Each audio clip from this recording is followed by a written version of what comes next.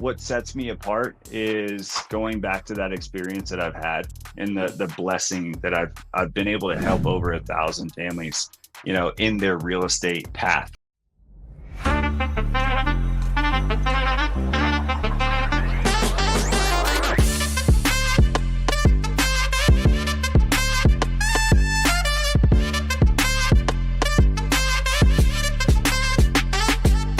All right, welcome to another edition of the Mile High Real Estate Spotlight Podcast. I'm Dr. B, your host. Continuing to be excited about the things that we get to do to help people. I think of all the time, if I'm able to serve people, in fact, I have a prayer that I say every day. It says, "Dear Lord, give me the wisdom to do the things that you put me on this earth to do in a way that pleases you and allows me to serve others." And so when I think about that, and I think about the people that we interact with, the people that we get to do these podcasts with, the people that have a giving heart spirit, it's hard to do a podcast when you have somebody who's trying to take from folks. But when you have somebody who's willing to give to folks and willing to learn and be a master of his skill set.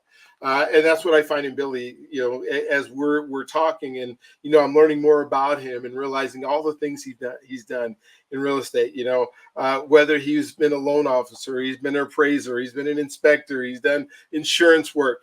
He's well-rounded himself in a position and put himself in a position. So when somebody interacts with him, he can give them the best care, the best service, the best of the best, whether it's investment properties or first-time home buyer.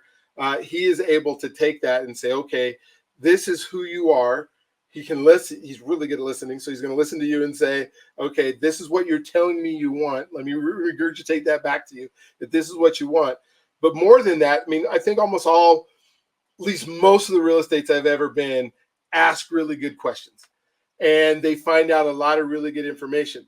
Where sometimes they lack is in, okay, now what do I do with that? Because I don't know what I'm going to do with that. I don't know who I'm going to talk to. Yeah. I don't know. You're telling me you want an investment property in Longmont, and you want it to do, and you want it on half an acre because you want to have an oil well on it. And your real estate agent looks at you and goes, "I got nothing." Billy is not that person. Billy's going to say, "Oh, I know somebody who actually puts oil wells on the property because I actually interacted with them 15 years ago." And so, Billy, thank you for being on the show. Thank you for being part of this broadcast. And, I'm going to let you kind of start out, first maybe just tell people how to get a hold of you so they can write that down first. And then maybe kind of start your story. There's so many things that you've done. I would love the folks that are listening today to be able to take part and go, this is the guy that I need to talk to because he knows how to do this. So go ahead and just start with, how to get a hold of you. Yeah. And my pleasure for being here. Thank you for the invite. I really do appreciate it. I appreciate you reaching out. And if you want to get a hold of me, Billy, I'm the owner of of Level Advisors, brokerage is Colorado Home Realty. If you need to get a hold of us, you can call, text at 720-281-8125 or Billy at lvladvisors.com. So yeah, gosh, where to start in the journey? When I was growing up, when I was a kid, I grew up in Pensacola Beach, Florida, and my father worked in the hospitality space. And originally my father's from Aspen, where my grandfather owned a hotel and a restaurant. So grew up in the hospitality industry, and growing up down on the beach in Florida, my dad worked for the largest condo and hotel developer along the Emerald Coast at the time. So along Alabama and Florida. As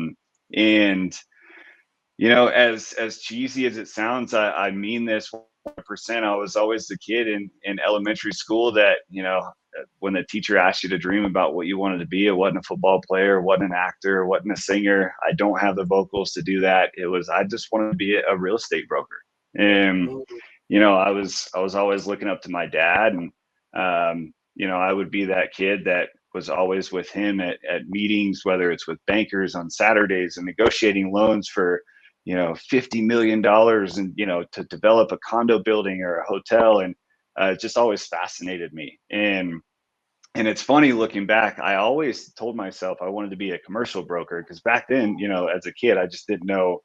I didn't know what that meant. I didn't know the difference between residential and commercial. And, you know, condo condos are residential, but in the space that he was working in, I just always thought, it was going to be commercial. So growing up, I thought I'd be a commercial real estate broker. And once I started to get into it, I realized that commercial is kind of a different beast, and residential that's kind of my baby. That's where I want to live. It's much more, it's just a lot more joy, I think, in residential real estate versus commercial. You get to help people kind of achieve those lifetime dreams and build that wealth.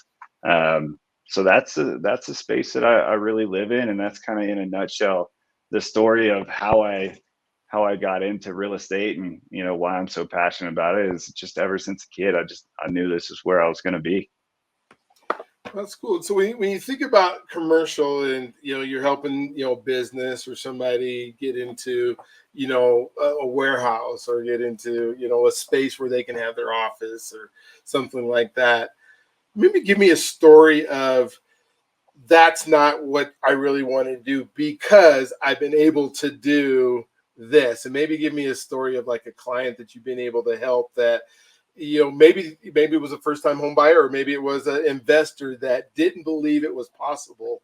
But after spending time with you and finding the exact right place, they have been transformed and their life is different.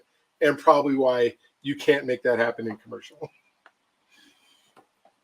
Yeah, and not to disparage anybody in commercial, I've got some really good friends in commercial. I love them to death. Not to call them cold-hearted or anything. It's just not my space. It's not.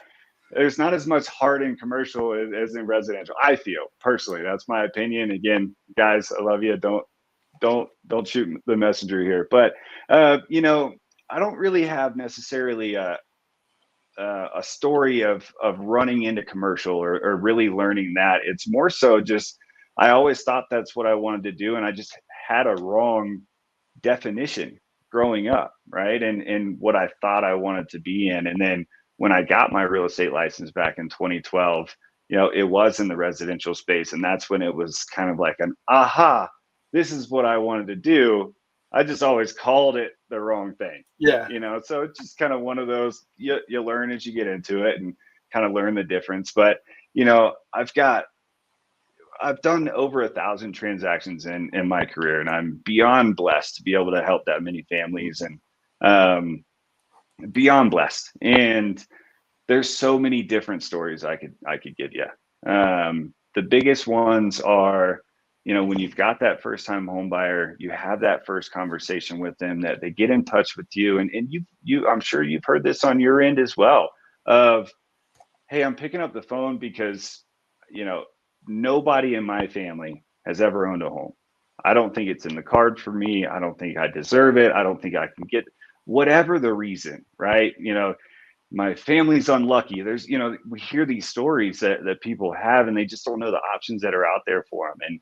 And I really like that, to be able to go down that path. And again, you've probably been on the side where you're at closing, and the buyer's in tears, and you've just helped them achieve a dream that they always thought otherwise was not obtainable, for one reason or another. In the story that they told themselves, that my father, my mother, my grandparents, nobody in my family's ever owned a home, so I'm never going to. And to be able to go down that journey and empower and just help them dream and help them kind of problem solve and get to that closing table, that's the most rewarding thing for me. And whether it's a first time home buyer, whether it's somebody saying there's no way I have the ability to upsize, right? We own this townhome. There's no way I can afford to sell this and upsize because I've, just had my second child, whatever it is. And being able to sit down, ask them to dream. What does the future look like? Not in 30 days. What does it look like in 5 years and 10 years? And be able to be on that journey with them is, that's where the love comes from. That's where the passion comes from. And that's where I just, again, I love all my commercial guys. You just can't get that in commercial. Yeah, no, I agree. So, and I'm thinking as you're telling the story, I think of some of my favorite stories are those first time home buyers that are, the person who grew up in the projects that isn't, that nobody in their family ever owned anything. And then, like you said, the tears. The second one is the first investment property, where it's like, this is real. Yeah. I actually going to make some money that is like passive income that I don't have to go to work every single day and do, you know. But then when you get to that person who's got like 50 homes, investment property, then it's just a transaction which is great. I'm not saying that's a bad thing, but they're all about business. Like, hey, I've done this 50 times. Just get me through the process and we're off to the races and good. And so they became good friends that you want to hang out with because you want to pick their brains on all the things that they're doing. But that's not the same, the emotional, I guess, tie to this piece of property is going to make a difference for generations. And I think people believe that, Yeah. when I'm gone and, I think about my kids and I have these investments that my kids, may have, get the result of seeing some of the things that I put together now, which just seems so fun. What do you think Yeah. you've done over the years that, makes you an exceptional agent, that makes you different than your counterparts that people could call to get the same things? I mean, first of all, I'm not special. Okay. I'd say, I'd say what sets me apart is going back to that experience that I've had and the blessing that I've been able to help over 1,000 families, in their real estate path, right? In their journey. That's what I've done. I've been blessed with having that experience to, and let's be honest, let's call it what it is. I've been out there and I've failed. I've failed forward. And as you know, we learn the biggest lessons when we fail. And so having that many opportunities to help folks, allows you to kind of throw some darts at the walls, whether it's, in marketing a listing or, really trying to dive into, different creative solutions for people. So it's that is the experience, is just being blessed with that experience is probably the number one thing. And then outside of that, what I've done is I've really honed into people that know more than me. We all know the saying, don't be the smartest person in the room. And I take that serious, and I make sure that I am not the smartest person in the room. And when I'm able to realize, my the atmosphere that I'm in, and surrounded by those individuals, I'm not afraid to ask questions. I'm not afraid to pick their brains. And through the years, I've been blessed with some great coaches and great mentors, and just really leaned into them. And knowing that I don't know and I will never know everything, and being able to leave that ego at the door is probably the most important, because we're in an industry where people expect you to know everything. And having the ability to kind of leave that ego at the door and hone into people that are maybe a little bit smarter than you, see it a little bit different. If that's one thing that I've done exceptionally, I would give myself credit for that. So cool. Well, and I love the experience in here. When you think of 1,000 transactions, there's probably not too many things that can happen. I'm not saying that transactions aren't complex, but they're not complex like computer parts, right? There's out of 1,000, you've seen a whole bunch of the same thing over and over again, but there's not too many situations. And so if somebody gives you a call, I'm assuming that you go, okay, yeah, I've been down this road before. We can do it again. This is how we solved it. Because everybody thinks they have this unique problem of why they're not going to, especially first-time home buyers, right? They've done this thing in their mind where they've decided, I can't get this done because, maybe my credit isn't good enough, or maybe there's so many different things that people come to me and say, I can't do it. I'm like, no, we do this all the time. So I love that. I love that experience. What could, like, if I see this and I give you a call, what could I expect from you that can help me go from, not having the house that I want to be able to have a house, and it may not be the one that I think I want right now, but what can they expect that you're going to do for them? Yeah, it's the number one priority that I have, whether it's a buyer or seller, is I'm going to push people to dream and dream big. And whether it's a first-time home buyer, whether it's somebody who's bought and sold 5-10 homes before, when they call me and they say, hey, I want to sell my home, or hey, I'm thinking about buying a home, the conversation immediately goes into what does the next 3 to 5 to 10 to 20 years look like for you? What is it? We're not just looking in the short term, right? Because this decision is massive. It's the single largest asset that you'll own in your life. So being able to, that's what they'll get from me, is they'll really get a hard push to dream. And I can't is never an answer. I can't own a portfolio of rental properties, or I can't buy that property, or I can't buy that home in that neighborhood I've always driven by and loved. I don't accept that. Now, there are some times I got to reel people back in, but that is the one thing that people can expect from me is I will push you to dream.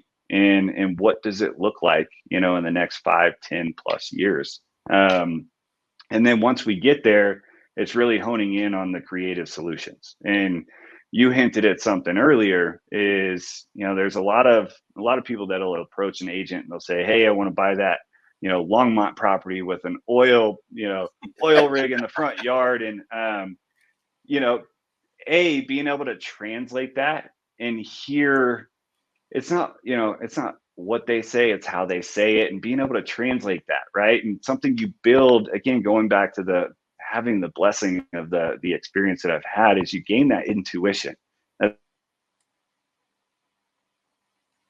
right? And so having the creative solutions to sit down, translate what they're saying, and then turn that into actionable items, and then have the problem solving. That's my gift, and that's where I thrive. Oh, I love hearing you say that, because dreams are so important. And I don't, as I'm working with folks, I'm always thinking, okay, we're getting this now because of what is your real end goal? What are you really asking? And I love your example. Like, nobody wants an oil rig in their front yard, right? They want the money that the oil rig produces so they can spend the money.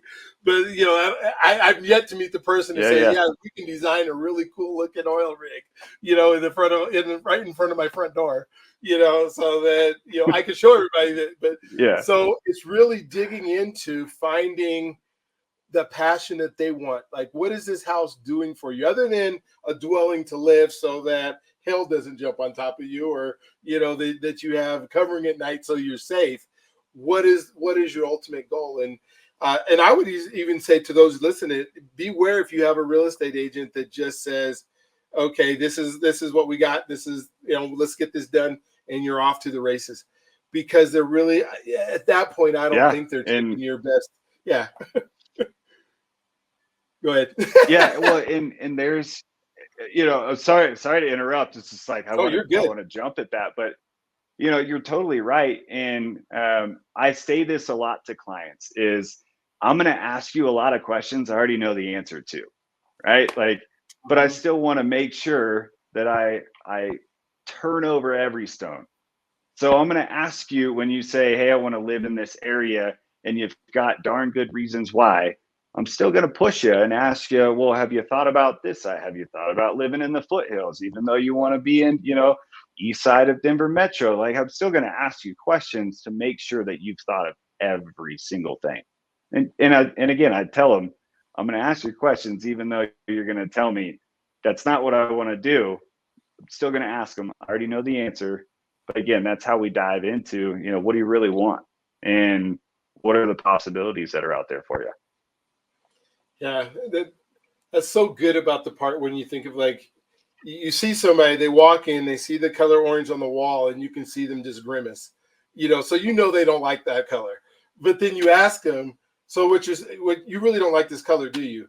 And so you're letting them know that plus making sure that they reminded that they don't like that color. So when they want to settle for something later on, you get to remind them, remember when we saw that and you didn't like that, and but here's another alternative, which is so cool.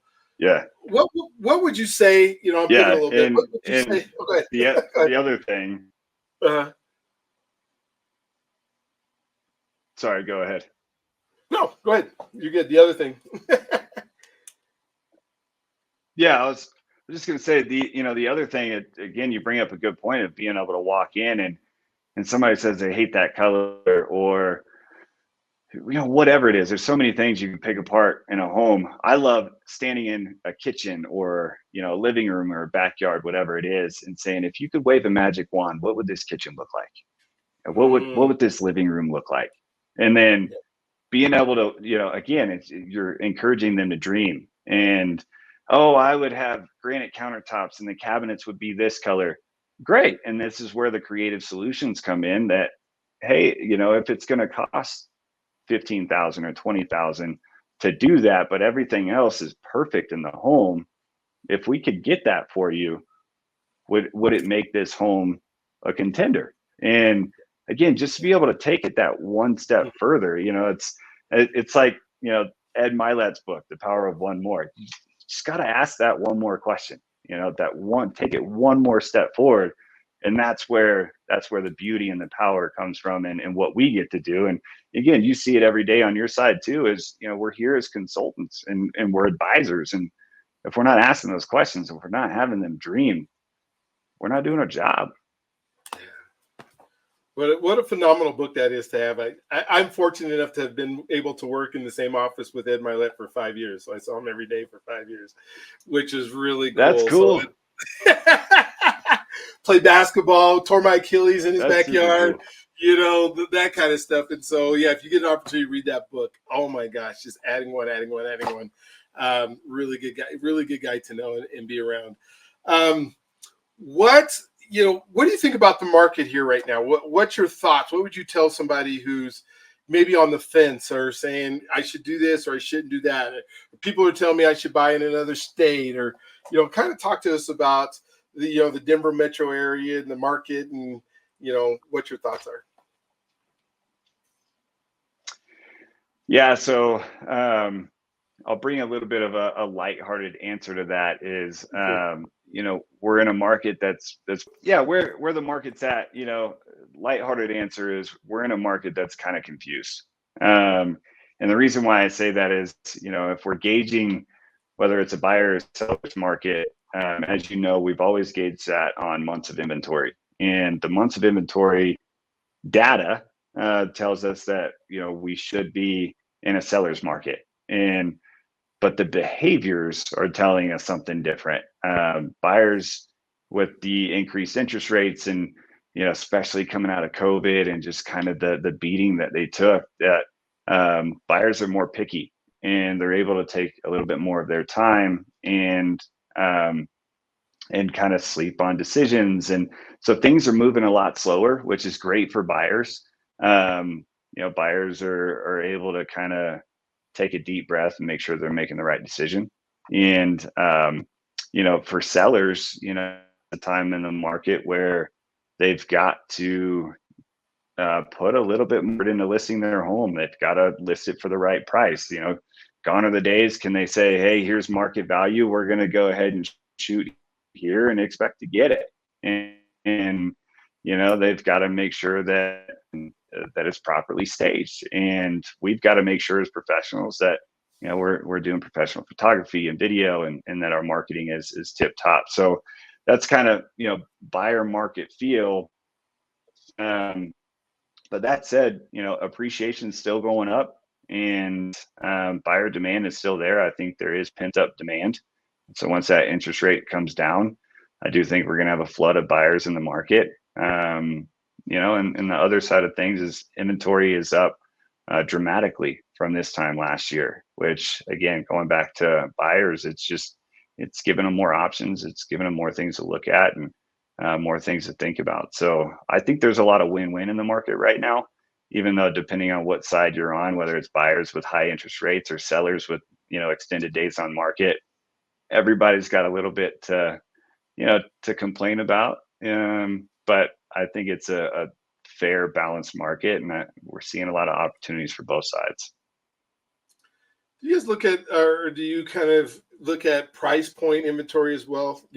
As we're, price point, how much inventory is available at 350 compared to how much inventory is available at 650 or at 600?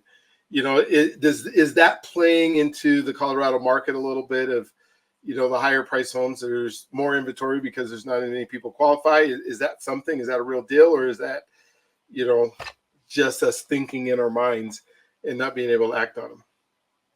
It's just us thinking in our minds. Okay. There's just as many sales at the higher price points that there are in the lower price points.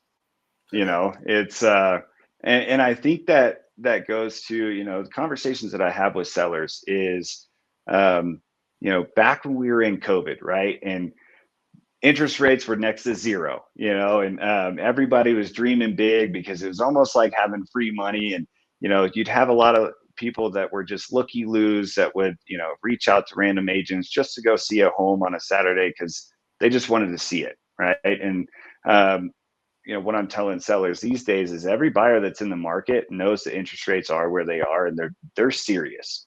And that's whether it's at $3 million or at 350. So I think, in my opinion, that's why we've seen kind of an even scale of sales happening, whether it's at $1 million, 2 million, or at 350, 400 in your first time home buyer stuff, is because the buyers that are in the market, they're savvy, they know their numbers, they've talked to lenders they're dealing with. So when every person steps foot in a seller's home, they're ready to go. It's not the let's go look at homes and then once we see something we like, let's call a lender.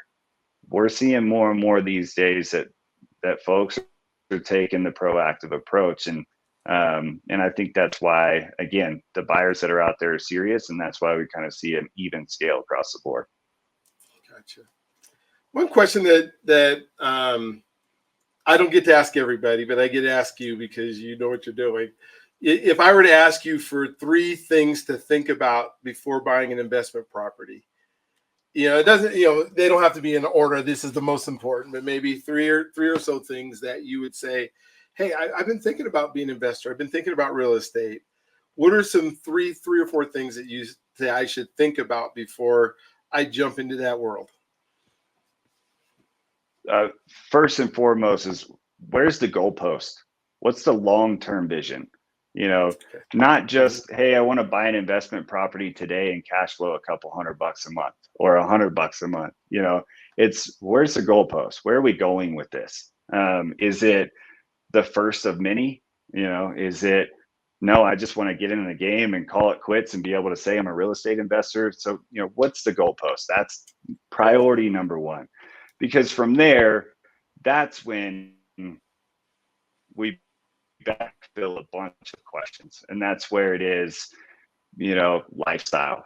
I ask that because I personally invest in short-term rentals. I have a lot of clients that invest in short-term rentals. I've owned long-term rentals. I've done fix and flips. I've done all of it. And I love short-term rentals because I get to go enjoy them with my family, so I talk about lifestyle, and lifestyle is not only for short-term investment, but lifestyle is also, hey, if you're going to buy a long-term investment property, are you going to manage it?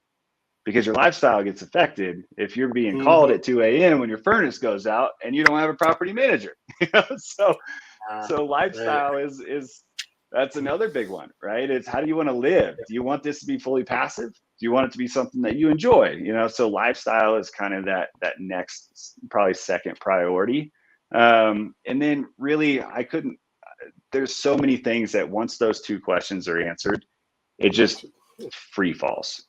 It branches out. There's so many different questions. And again, it just goes back to listening and translating and, what are they saying? What are you saying that you want? And being able to put it together and repeating, hey, this is where I see the goalpost, this is where I see, how you want to live. And then it just kind of goes from there and it snowballs. Wow, that's so good. Thank you. Yeah, the only other one I can even think would be risk tolerance. just let's find out what type of risk, because we got to figure out what you're willing to risk, as you're doing stuff. So perfect. Well, thank you, for being here on the show today. We got some really good insights. Maybe tell everybody how to get a hold of you one more time, and then any closing thoughts, things you'd want people to know before they call you, or things that you would want them to, exactly. What would you want them to know before they jump on the phone and call you up? Yeah. So I was going to say this earlier is, you brought up something, and this won't be exactly what you said, but something along the lines of, folks call you up and they have this story in their mind, right? They've already worked through how they're going to accomplish the goal, or how they're going to get to where they want to go, whether it's first time home buyer, investor, all across the board. My suggestion and my plea to people is, the first time you have a thought about doing anything real estate related, reach out to the professional that you trust, whether it's a real estate agent, whether it's a lender. It doesn't matter. It's just start somewhere, because there's always things inevitably that you haven't thought of, and that if you spend a lot of time going through the what if scenarios before you talk to somebody who's in the market every single day, you might waste a lot of time because the scenario might be totally different, or B, you might find out that it's easier, or in some cases harder, than the story that you've told yourself, right? So that's just my kind of closing thing. That's my biggest thing that I'm telling folks these days is the first thought you have of doing any real estate move, even if it's in a year, reach out to somebody that you respect, that has the knowledge, that can at least talk to you about it. Because again, there's just so many what if scenarios, and the market changes, I feel like, every second of every day. Things that I go on a listing appointment, and a week later I call them and I say, well, since we last talked, now here's where we're going, and we're taking a hard right turn. And so that would just be kind of my closing thoughts and my suggestions to anybody that's listening to this. First thing you do when you have that thought, call somebody you respect, call somebody that has the expertise. We're not in it for sales. I tell people I haven't sold a single home in my life. I've helped people buy and sell. And so find somebody you respect that won't sell you, that'll just talk to you. So that's my plea to everybody, because it'll go a long way. And then, if you want to get a hold of us, again, Billy Wiegner with Level Advisors, call, text at 720-281-8125, email at billy@lvladvisors.com, or on our website at lvladvisors.com. Well, thank you. And Billy, it's been a pleasure. I end every show saying, first, you can do this. If this is something, he said, you had that thought. Billy just said, if you have that thought in your mind, I'm telling you right now, you can do this. You deserve this. We live in a country that allows us to be able to buy and sell, and be able to realize the magic of what real estate can offer each and every single one of us. But the last thing that I always say is, let us help you. And exactly what you were saying is, call somebody who does this every day, because you don't know what you don't know. And if you're not in this game on a daily basis, it changes quarterly, it changes up and down. There's all these different things that can happen. And there's maybe something that we know that can spur an idea in your life that could make that next dream become a reality. And you didn't think you could do it because you went through all those scenarios in your mind that told you couldn't. So absolutely what you said. Thank you for being a part of another episode of the Mile High Real Estate Spotlight Podcast. Again, thank you, Billy, for being on, and we'll look forward to talking to you guys on the next one. You have a wonderful day.